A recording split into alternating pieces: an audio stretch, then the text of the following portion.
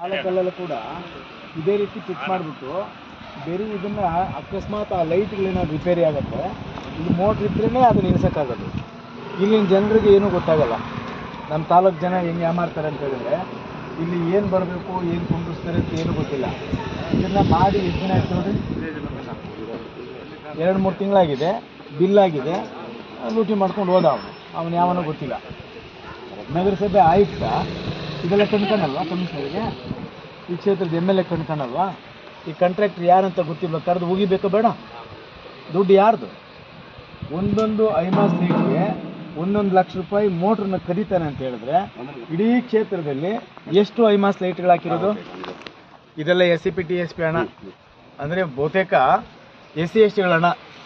SC ST ಹಣನ ಹೆಂಗೆ ಲೂಟಿ ಮಾಡ್ತಾರೆ ಅಂತ ಹೇಳಿದ್ರೆ ನೋಡಿ, ಒಂದು ಸಣ್ಣ ಉದಾಹರಣೆ ಇದೆ ಐಮಾಸ್ ಲೈಟ್.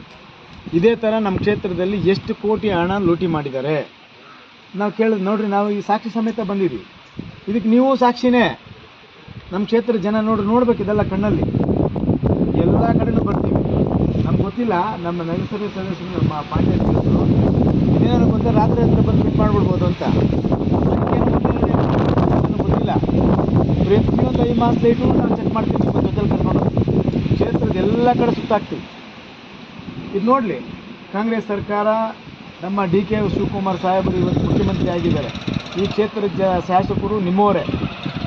ಹೆಂಗೆ ಲೂಟಿ ಮಾಡ್ತಾ ಇದ್ದಾರೆ ಸ್ವಲ್ಪ ಮುಖ್ಯಮಂತ್ರಿ ಕಡೆ ಗಮನ ಹರಿಸಲಿ. ಇದು ಮೀಸಲು ಕ್ಷೇತ್ರ, SC ST ಇರೋಂಥ ಕ್ಷೇತ್ರ.